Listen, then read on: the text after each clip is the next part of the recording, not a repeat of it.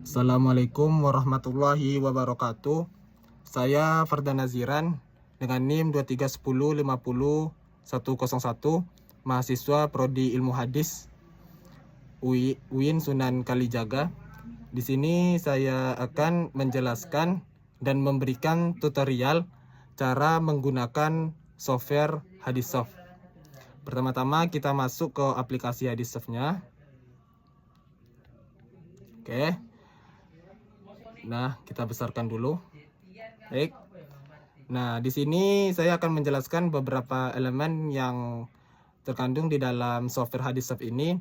Pertama, mulai dari yang sebelah kiri tentang daftar buku dan daftar kitab. Di sini dipaparkan beberapa kitab hadis, yaitu mulai dari Sahih Bukhari, Sahih Muslim, Sunan Tirmizi, Sunan Abi Daud, dan Musnad Asy-Syafi'i. Di sini juga dituliskan tentang kitab, bab, dan hadis yang terkandung di dalam kitab hadis tersebut. Misalkan di Sahih Bukhari ada 77 kitab, 3.761 bab, dan 7.008 hadis. Kemudian di sebelahnya ada fitur hadis berdasarkan kedudukan. Nah, di sini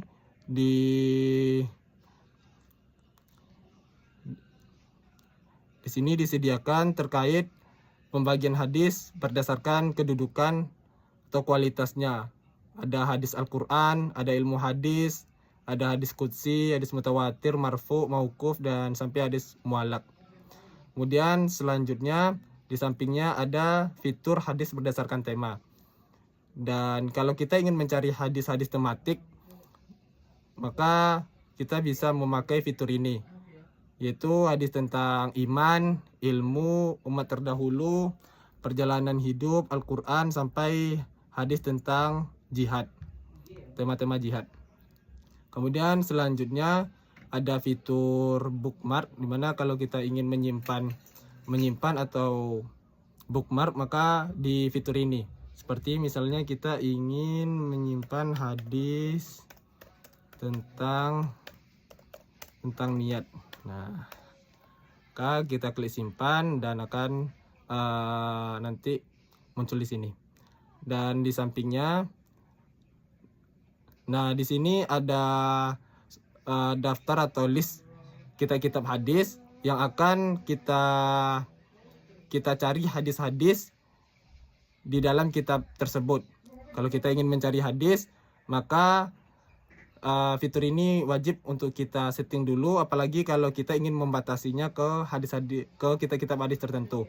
Kalau kita ingin mencari hadis di semua kitab, maka ini sudah ke semua buku ya. Tapi kalau kita ingin membatasinya hanya ke Kutubu Tis'ah sampai Muwaththaq Malik saja, maka Sunan Daruqutni, Sahih Ibnu Khuzaimah, Sahih Ibnu Hibban, Al-Mustadrak, Musnad Asy-Syafi'i maka tidak dimasukkan. Ini sangat bermanfaat bagi kita yang ingin membatasi hadis-hadis yang kita cari dalam ruang lingkup Kutubu Tis'ah. Oke, kita akan memakai ruang lingkup seperti ini, dan langsung saja kita masuk ke pencarian hadis di sebelah atas.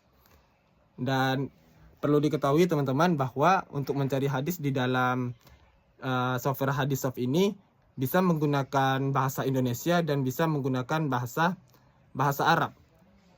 Contohnya kita memakai bahasa Indonesia tentang sedekah.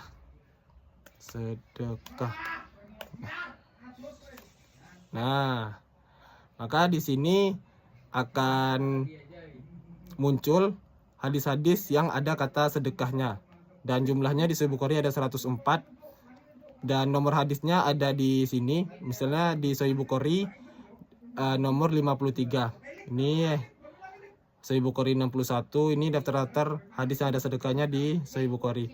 Misalnya kita ingin mencari di Sahih Muslim. Nah, ini di Sahih Muslim nomor 9, nomor 12 ini. Di Sunan Abi Daud juga seperti itu. Ini. Dan di sini juga muncul ya kitab dan bab yang ada di dalam kitab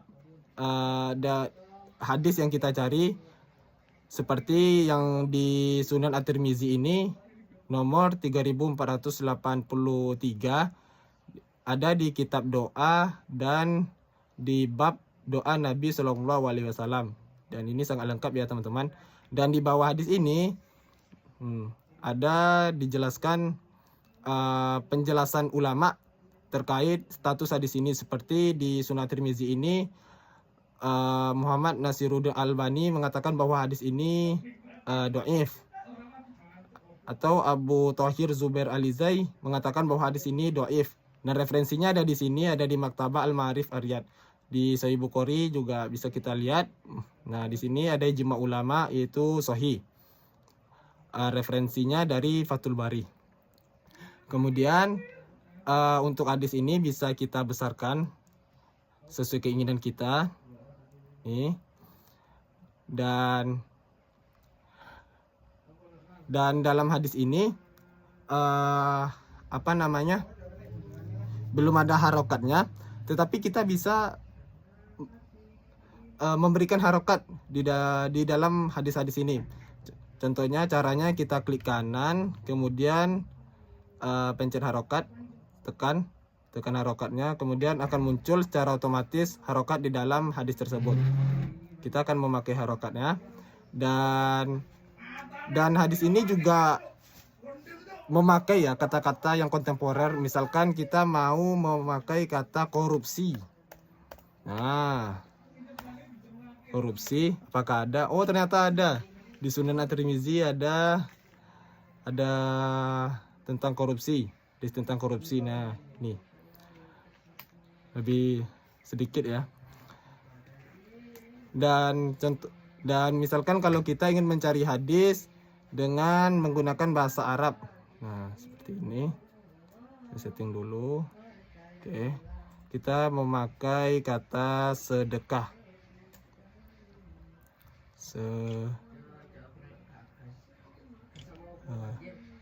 Oh ya, kita ini dulu.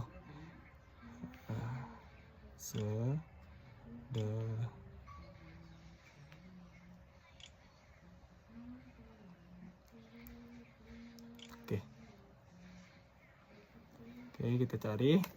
Oke, nih ada kata sedekahnya. Kemudian saya akan menjelaskan yang elemen yang sebelah kanan. Ini daftar hadisnya ya, yang seperti ini. Ini daftar hadis. Kemudian di sampingnya ada tentang sanad hadisnya. Nah, seperti ini.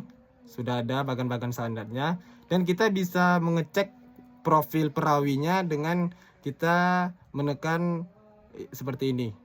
Di tabel ini, di kolom ini, misalnya kita pencet Hajjab bin Al-Minhal. Nah, di sini dijelaskan informasi terkait perawi seperti kunyahnya, kalangan tabi'ut tabi'in, negeri hidupnya di mana, negeri wafat, tahun wafat, dan juga dipaparkan tentang komentar atau penjelasan ulama terkait perawi tersebut. Seperti Ahmad bin Hambal mengomentari bahwa beliau merupakan seorang yang sikoh, Abu Hatim juga gitu.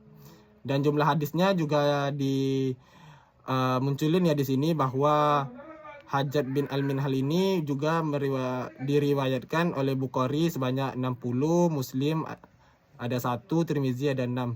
Ini jumlah hadis yang Hajjab bin Al-Minhal riwayatkan di dalam kitab-kitab hadis. Kemudian setelah itu kita bisa mengetahui warna-warna ini sebenarnya kenapa sih berbeda-beda. Nah, di bagian ini kita pencet yang keterangan warna seperti ini. Nah, di sini dijelaskan tentang filosofis warna yang digunakan. Warna kolomnya seperti sahabat, warnanya seperti ini, dan di bawahnya ada keterangan siapa sih sahabat itu. Sahabat adalah orang yang bertemu Rasulullah SAW dan ia seorang muslim sampai akhir ayatnya. Siko hijau, yang warna pink makbul. Makbul itu apa sih? Nah, di sini ada informasi terkait kata makbul itu. Ini bisa kita sambil mencari hadis dan juga kita bisa menambah wawasan kita terkait ilmu-ilmu hadis. Nah, kemudian selanjutnya setelah sanad hadis, fitur selanjutnya adalah hadis yang serupa. Nah, di hadis serupa ini adalah hadis-hadis yang memiliki konteks yang sama dengan hadis utama yang kita pakai. Kita hadis utamanya seperti ini dan juga berada di kitab Sahih Bukhari nomor 3705, di Sahih Muslim juga ada, Sunan An-Nasa'i juga ada. Ini hadis-hadis yang serupa dengan hadis utama yang kita pakai. Dan sampingnya ada pencarian rawi, tinggal masukkan nama, kunyannya dan kalangannya apa. Dan di sampingnya ada laporkan perbaikan. Biasanya yang dipakai untuk referensi bagi kita semua fitur ini, sanad hadis dan sampai ke hadis serupa saja. Kemudian kita masuk ke fitur yang berada di atasnya, yaitu copy. Kalau ingin kita mengopi semuanya, maka tekan copy, maka akan secara otomatis mengopi semuanya. Tapi kalau kita ingin mengopi hadisnya saja, maka kita lakukan secara biasa, seperti ini. Kita Ctrl C dan kita copy kemana gitu. Kemudian di sampingnya ada font. Ini bisa kita ngatur sendiri fontnya dan ukuran font yang ingin kita rubah. Misalnya font Arabnya saya tidak mau font seperti ini, maka kita rubah seperti ini. Nah, sesuai kemauan kita, dan ukurannya bisa kita atur juga ya di sini. Dan terjemahan juga bisa kita atur fontnya. Kalau tidak mau seperti ini, bisa seperti ini, terus seperti ini. Tuh. Seperti ini. Oke. Kemudian nah seperti ini nantinya. Dan di samping font ada note. Ini catatan dari kita terhadap hadis ini. Misalkan kita ingin meninggalkan catatan hadis ini menceritakan tentang tentang apa gitu. Nah, ini kita bisa save, simpan, dan kita hapus. Saya hapus ya.